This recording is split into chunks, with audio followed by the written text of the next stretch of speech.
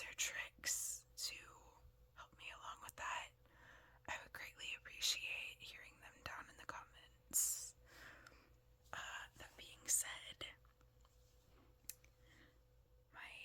this is my favorite book series from when I was a kid, and I actually have a tattoo that's from this series, and I will throw a picture of it up in one of the corners somewhere. But yeah, so I figured I would just kind of go through. We'll get some, page sounds. This is actually, let me go ahead and take this cover off.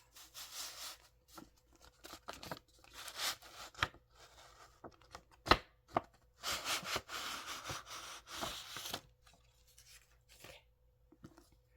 This is actually a hardcover, and it's part of a collection, which is why I want to make sure that the cover stays in, as good a condition as possible. But I personally really just like the finger pad tapping anyway. So I really hope that you guys also like it.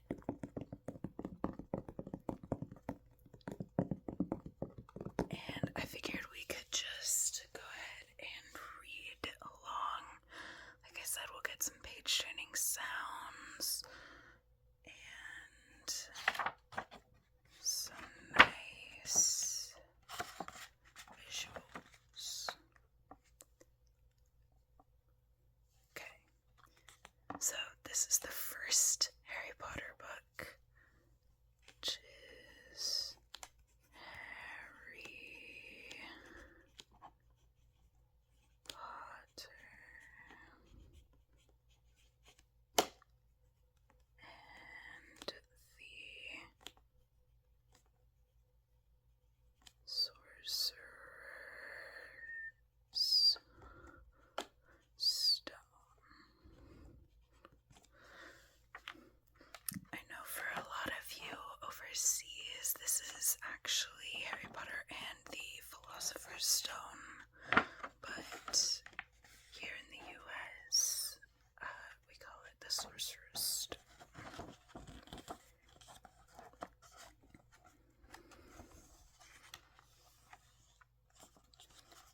Table of contents. So there are 1, 2, 3, 4, 5, 6, 7, 8, 9, 10, 11, 12, 13, 14, 15, 16, 17 chapters in this first Harry Potter book.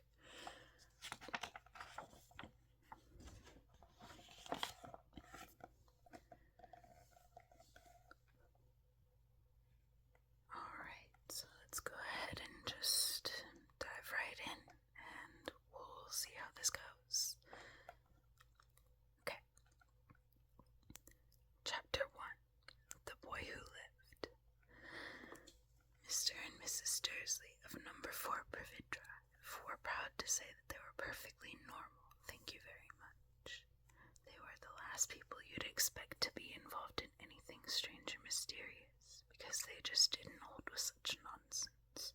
Mr. Dursley was the director of a firm called Grunnings, which made drills. He was a big, beefy man with hardly any neck, although he did have a very large mustache.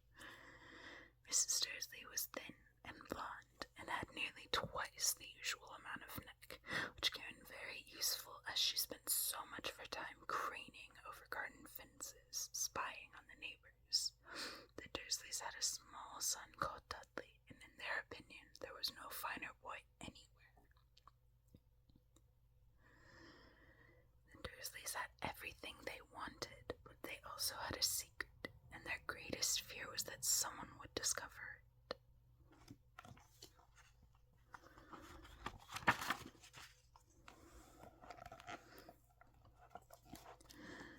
They didn't think they could bear it if anyone found out about the Potters. Mrs. Potter was Mrs. Mrs. Dursley's sister that they hadn't met for several years. In fact, Mrs. Dursley pretended she didn't have a sister because her sister and her good-for-nothing husband were as un-Dursley-ish as it was possible to be. The Dursleys shuddered to think what the neighbors would say if the Potters arrived in the street. The Dursleys knew that the Potters had a small son too, but they'd never even seen him. This boy was another good reason for keeping the Potters away. They didn't want Dudley mixing with a child like that. When Mr. and Mrs. Dursley woke up on the dull, gray Tuesday, our story starts. There was nothing about the cloudy sky outside to suggest that strange and mysterious things would soon be happening all over the country. Mr. Dursley hummed as he picked out his most boring tie for work, and Mrs. Dursley gossiped away happily as she wrestled a screaming Dudley into his high chair. None of them noticed a large, tawny owl flutter past the window. At 8:30, Mr. Dursley picked up his briefcase, pecked Mrs. Dursley on the cheek, and tried to kiss Dudley goodbye, but missed, because Dudley was now having a tantrum and throwing his cereal at the walls. "Little tyke," chortled Mr. Dursley as he left the house. He got into his car and backed out of number 4's drive. It was on the corner of the street that he noticed the first sign of something peculiar: a cat reading a map. For a second, Mr. Dursley didn't realize what he had seen. Then he jerked his head around to look again. There was a tabby cat standing on the corner of Privet Drive, but there wasn't a map in sight. What could he have been thinking of? It must have been a trick of the light. Mr. Dursley blinked and stared at the cat. It stared back. As Mr. Dursley drove around the corner and up the road, he watched the cat in his mirror. It was now reading the sign that said Privet Drive. No, looking at the sign. Cats couldn't read maps or signs. Mr. Dursley gave himself a little shake and put the cat out of his mind. As he drove toward town, he thought of nothing except a large order of drills he was hoping to get that day. But on the edge of town, drills were driven out of his mind by something else. As he sat in the usual morning traffic jam, he couldn't help noticing that there seemed to be a lot of strangely dressed people about. People in cloaks. Mr. Dursley couldn't bear people who dressed in funny clothes, the get-ups you saw on young people. He supposed this was some stupid new fashion. He drummed his fingers on the steering wheel and his eyes fell on a huddle of those weirdos standing quite close by. They were whispering excitedly together. Mr. Dursley was enraged to see that a couple of them weren't young at all. Why, that man had to be older than he was, and wearing an emerald green cloak. The nerve of him. But then it struck Mr. Dursley that this was probably some silly stunt. These people were obviously collecting for something. Yes, that would be it. The traffic moved on, and a few minutes later, Mr. Dursley arrived in the Grunnings parking lot, his mind back on drills. Mr. Dursley always sat with his back to the window in his office on the 9th floor. If he hadn't, he might have found it harder to concentrate on drills that morning. He didn't see the owl swooping past in broad daylight, though people down in the street did. They pointed and gazed, open-mouthed, as owl after owl sped overhead. Most of them had never seen an owl, even at nighttime. Mr. Dursley, however, had a perfectly normal, owl-free morning. He yelled at 5 different people. He made several important telephone calls and shouted a bit more. He was in a very good mood until lunchtime, when he thought he'd stretch his legs and walk across the road to buy himself a bun from the bakery. He'd forgotten all about the people in cloaks until he passed a group of them next to the baker's. He eyed them angrily as he passed. He didn't know why, but they made him uneasy. The sponge were whispering excitedly too, and he couldn't see a single collecting tin. It was on his way back past them, clutching a large donut in a bag, that he caught a few words of what they were saying. The Potters, that's right. That's what I heard. Yes, their son, Harry. Mr. Dursley stopped dead. Fear flooded him. He looked back at the whisperers as if he wanted to say something to them, but thought better of it. He dashed back across the road, hurried up to his office, snapped at his secretary not to disturb him, seized his telephone, and had almost finished dialing his home number when he changed his mind. He put the receiver back down and stroked his mustache, thinking. No, he was being stupid. Potter wasn't such an unusual name. He was sure there were lots of people called Potter who had a son called Harry. Come to think of it, he wasn't even sure his nephew was called Harry. He'd never even seen the boy. It might have been Harvey or Harold. There was no point in worrying Mrs. Dursley. She always got so upset at any mention of her sister. You didn't blame her if he'd had a sister like that. But all the same, those people in cloaks. He found it a lot harder to concentrate on drills that afternoon, and when he left the building at 5 o'clock, he was still so worried that he walked straight into someone just outside the door. Sorry, he grunted as the tiny old man stumbled and almost fell. It took a few seconds before Mr. Dursley realized that the man was wearing a violet cloak. He didn't seem at all upset at being almost knocked to the ground. On the contrary, his face split into a wide smile, and he said in a squeaky voice that made passers-by stare, "Don't be sorry, my dear sir, for nothing could upset me today. Rejoice, for you know who has gone at last. Even muggles like yourself should be celebrating this happy day." And the old man hugged Mr. Dursley around the middle and walked off. Mr. Dursley stood rooted to the spot. He had been hugged by a complete stranger. He also thought he had been called a muggle, whatever that was. He was rattled. He hurried to his car and set off for home, hoping he was imagining things which he had never hoped before because he didn't approve of imagination. As he pulled into the driveway of number 4, the first thing he saw, and it didn't improve his mood, was the tabby cat he'd spotted that morning. It was now sitting on his garden wall. He was sure it was the same one. It had the same markings around its eyes. "Shoo," said Mr. Dursley loudly.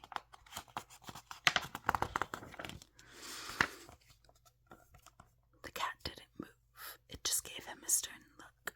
Was this normal cat behavior? Mr. Dursley wondered. Trying to pull himself together, he let himself into the house. He was still determined not to mention anything to his wife. Mrs. Dursley had had a nice, normal day. She told him over dinner all about Mrs. Next Door's problems with her daughter and how Dudley had learned a new word. Won't. Mr. Dursley tried to act normally. When Dudley had been put to bed, he went into the living room in time to catch the last report on the evening news. And finally, birdwatchers everywhere have reported that the nation's owls have been behaving very unusually today. Although owls normally hunt at night and are hardly ever seen in daylight, there have been hundreds of sightings of these birds flying in every direction since sunrise.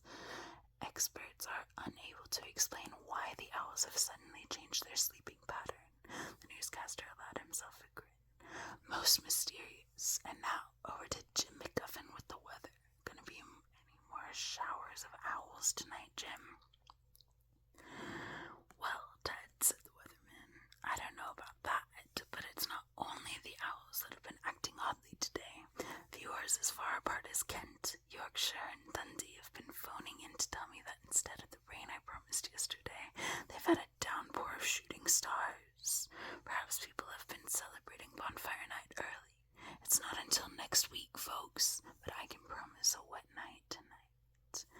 Mr. Dursley sat frozen in his armchair. Shooting stars all over Britain. Owls flying by daylight. Mysterious people in cloaks all over the place.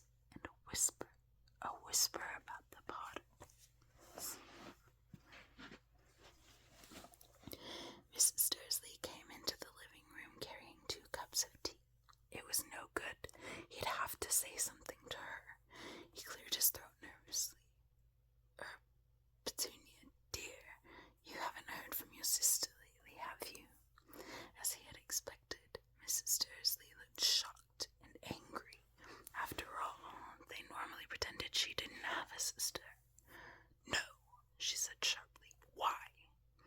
Funny stuff on the news, Mr. Dursley mumbled. Owls, shooting stars, and there were a lot of funny-looking people in town today. So, snapped Mrs. Dursley. Well, I just thought maybe it was something to do with, her crowd. Mrs. Dursley sipped her tea through pursed lips. Mr. Dursley wondered whether he dared tell her he'd heard the name Potter. He decided he didn't dare. Instead, he said as casually as he could, their son. He'd be about Dudley's age now, wouldn't he? I suppose so, said Mrs. Dursley stiffly. What's his name again? Howard, isn't it? Harry. Nasty, common name, if you ask me. Oh, yes, said Mr. Dursley, his heart sinking horribly. Yes, I quite agree. He didn't say another word on the subject as they went upstairs to bed. While Mrs. Dursley was in the bathroom, Mr. Dursley crept to the bedroom window and peered down into the front garden. The cat was still there. It was staring down Privet Drive as though it were waiting for something. Was he imagining things? Could all this have anything to do with the Potters? If it did, if it got out that they were related to a pair of... Well, he didn't think he could bear it. The Dursleys got into bed. Mrs. Dursley fell asleep quickly, but Mr. Dursley lay awake, turning it all over in his mind. His last comforting thought before he fell asleep was that even if the Potters were involved, there was no reason for them to come near him and Mrs. Dursley. The Potters knew very well what he and Petunia thought about them and their kind. He couldn't see how he and Petunia could get mixed up in anything that might be going on. He yawned and turned over. It couldn't affect them. How very wrong he was. Mr. Dursley might have been drifting into an uneasy sleep, but the cat on the wall outside was showing no sign of sleepiness. It was sitting as still as a statue, its eyes fixed unblinkingly on the far corner of Privet Drive. It didn't so much as quiver when a car door slammed on the next street, nor when two owls swooped overhead. In fact, it was nearly midnight before the cat moved at all. A man appeared on the corner the cat had been watching. Appeared so suddenly and silently you'd have thought he'd just popped out of the ground. The cat's tail twitched and its eyes narrowed. Nothing like this man had ever been seen on Privet Drive. He was tall, thin, and very old, judging by the silver of his hair and beard, which were both long enough to tuck into his belt. He was wearing long robes, a purple cloak that swept the ground, and high-heeled buckled boots. His blue eyes were light, bright, and sparkling behind half-moon spectacles, and his nose was very long and crooked, as though it had been broken at least twice. This man's name was Albus Dumbledore. Albus Dumbledore didn't seem to realize that he had just arrived in a street where everything from his name to his boots was unwelcome. He was busy rummaging in his cloak looking for something, but he did seem to realize he was being watched because he looked up suddenly at the cat, which was still staring at him from the other end of the street. For some reason, the sight of the cat seemed to amuse him. He chuckled and muttered, I should have known. He found what he was looking for in his side pocket. It seemed to be his silver cigarette lighter. He flicked it open, held it up in the air, and clicked it. The nearest street lamp went out with a little pop. He clicked it again. The next lamp flickered into darkness. 12 times he clicked the put-outer until the only lights left on the whole street were two tiny tin bricks in the distance, which were the eyes of the cat watching him. If anyone looked out of their window now, even beady-eyed Mrs. Dursley, they wouldn't be able to see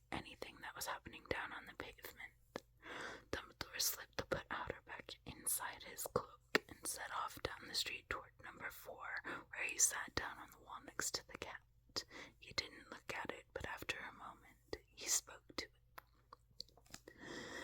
"Fancy seeing you here, Professor McGonagall." He turned to smile at the tabby, but it had gone. Instead, he was smiling at a rather severe-looking woman who was wearing square glasses exactly the shape of the markings the cat had had around its eyes. She, too, was wearing a cloak, an emerald one. Her black hair was drawn into a tight bun. She looked distinctly ruffled. "How did you know it was me?" she asked. "My dear Professor, I've never seen a cat sit so stiffly." "You'd be stiff if you'd been sitting on a brick wall all day," said Professor McGonagall. "All day, when you could have been celebrating. I must have passed a dozen feasts and parties on my way here." Professor McGonagall sniffed angrily. "Oh yes, everyone's celebrating all right," she said impatiently. "You'd think they'd be a bit more careful, but no. Even the Muggles have noticed something's going on. It was on their news." She jerked her head back of the Dursleys' dark living room window. "I heard it. Flocks of owls shooting stars. Well, they're not completely stupid.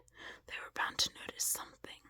Shooting stars down in Kent. I'll bet that was Daedalus Diggle. He never had much sense." "You can't blame them," said Dumbledore gently. "We've had precious little to celebrate for 11 years. "I know that," said Professor McGonagall irritably.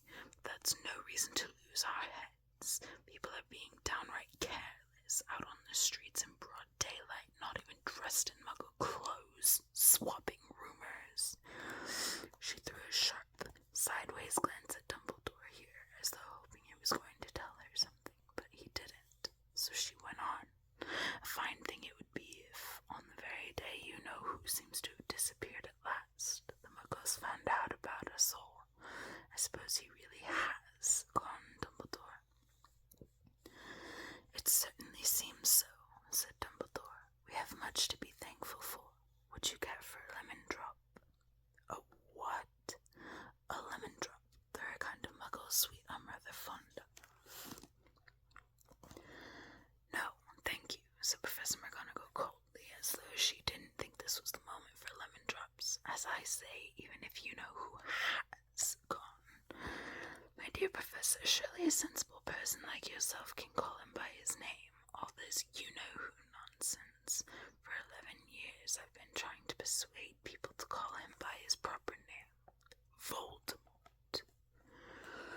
Professor McGonagall flinched, but Dumbledore, who was unsticking 2 lemon drops, seemed not to notice. "It all gets so confusing if we keep saying you-know-who. I've never seen any reason to be frightened of saying Voldemort's name." "I know you haven't," said Professor McGonagall, sounding half exasperated, half admiring. "But you're different. Everyone knows you're the only one you know." "Oh, all right, Voldemort was frightened of." "You flatter me," said Dumbledore calmly. "Voldemort had powers I will never have, only because you're too, well, noble to use them.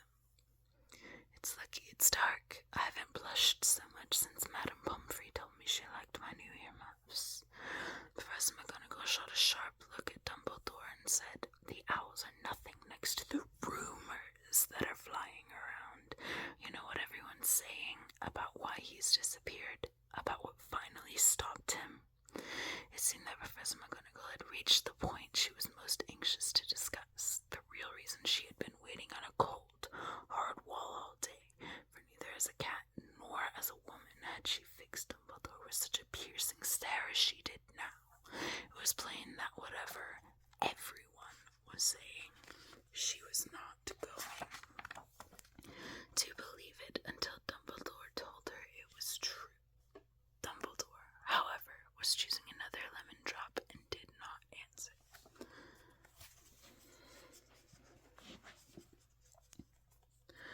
"What they're saying," she pressed on, "is that last night Voldemort turned up in Godric's Hollow. He went to find the Potters. The rumors that Lily and James Potter are that they're dead.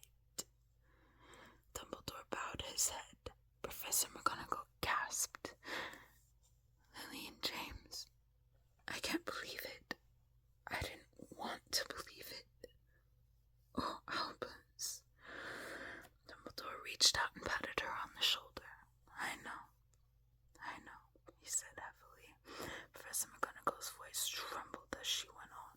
That's not all. They're saying he tried to kill the Potter's son, Harry, but he couldn't.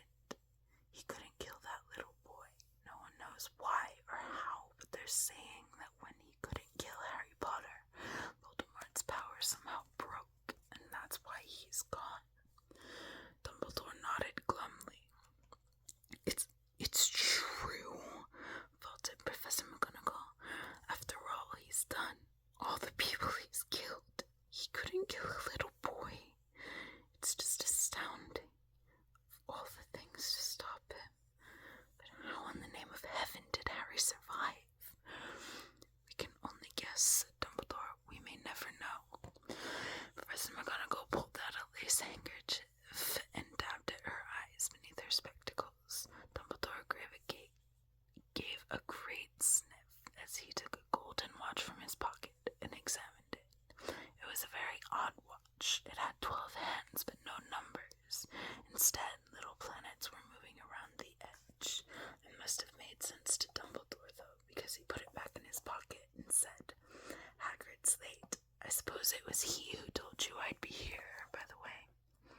Yes, said Professor McGonagall, and I don't suppose you're going to tell me why you're here, of all places. I've come to bring Harry to his aunt and uncle. They're the only family he has left now. You can't mean the people who live here, cried Professor McGonagall, jumping to her feet and pointing at number 4. Dumbledore, you can't. I've been watching them all day. You couldn't find 2 people who are less like us, and they've got this son. I saw him kicking his mother all the way up the street, screaming for sweets. Harry Potter, come live here. It's the best place for him, said Dumbledore firmly. His aunt and uncle will be able to explain everything to him when he's older. I've written them a letter. A letter, repeated Professor McGonagall faintly, sitting back down on the wall. Really, Dumbledore, you think you can explain all this in a letter? These people will never understand him. He'll be famous, a legend. I wouldn't be surprised if today was known as Harry Potter Day in the future. There will be books written about Harry. Every child in our world will know his name. Exactly, said Dumbledore, looking very seriously over the top of his half-moon glasses. It would be enough to turn any boy's head. Famous before he can walk and talk. Famous for something he won't even remember. Can't you see how much better off he'll be growing up away from all that until he's ready to take it? Professor McGonagall opened her mouth, changed her mind, swallowed, and then said, Yes, you're right, of course. But how was the boy getting here, Dumbledore?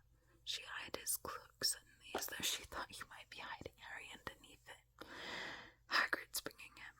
You think it wise to trust Hagrid with something as important as this? I would trust Hagrid with my life, said Dumbledore. I'm not saying his heart isn't in the right place, said Professor McGonagall grudgingly, but you can't pretend he's not careless. He does tend to... What was that? A low rumbling sound had broken the silence around them. It grew steadily louder as they looked up and down the street for some sign of a headlight. It swelled to a roar as they both looked up at the sky, and a huge motorcycle fell out of the air and landed on the road in front of them.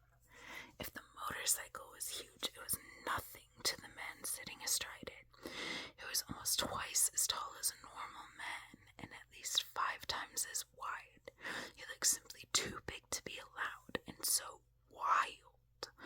Long tangles of bushy black hair and beard hid most of his face. He had hands the size of trash can lids, and his feet in their leather boots were like baby dolphins. In his vast, muscular arms, he was holding a bundle of blankets. Hagrid, said Dumbledore, sounding relieved. At last. And where did you get that motorcycle? Borrowed it, Professor Dumbledore, sir, said the giant, climbing carefully off the motorcycle as he spoke. Young Sirius Black lent it to me. I've got him, sir. No problems, were there? No, sir. House was almost destroyed, but I got him out all right before the muggles started swarming around. He fell asleep as we was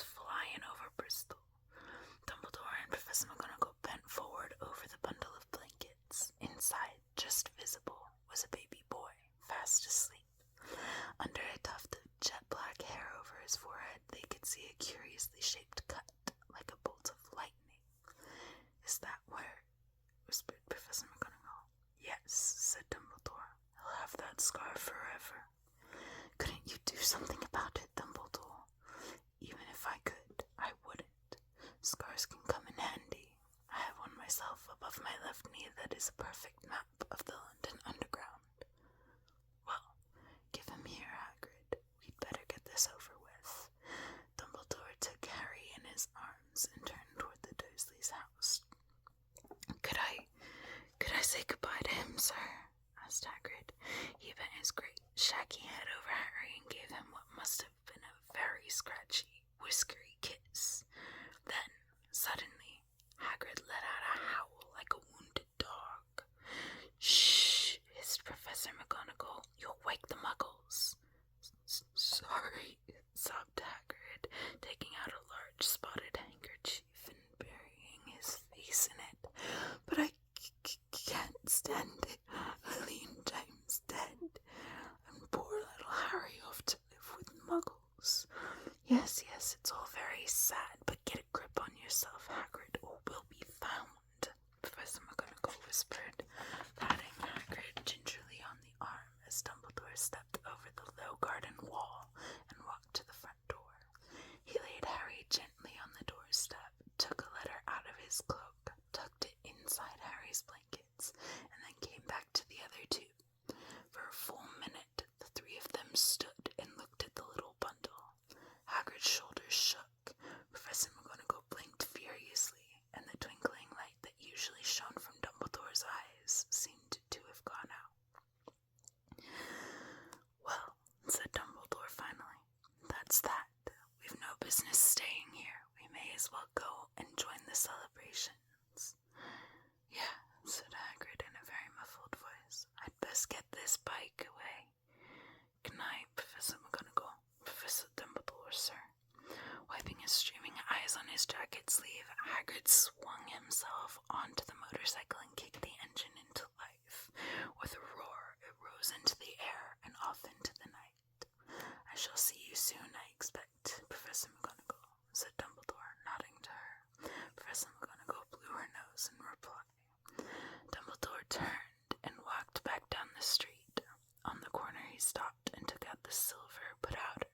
He clicked it once, and 12 balls of light sped back to their street lamps, so that Privet Drive glowed suddenly orange, and he could make out a tabby cat slinking around the corner at the other end of the street.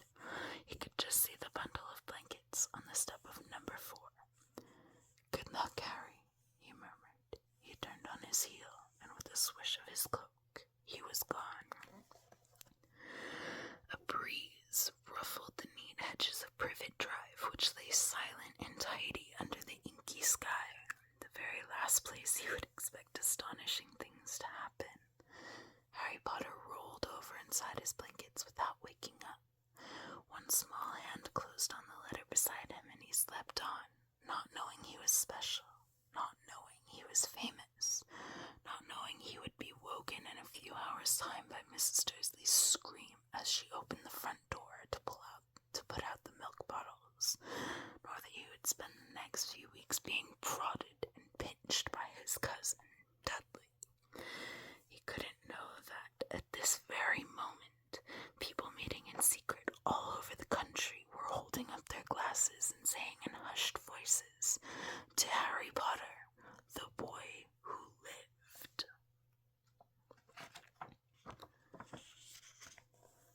Alright, that's it for chapter 1. I think I'm gonna end it there for now. If you guys liked this video, then give it a like and comment whether you want me to keep going. Maybe I can read a couple of chapters next time, depending on how long they are. If you have suggestions for other videos, go ahead and comment those as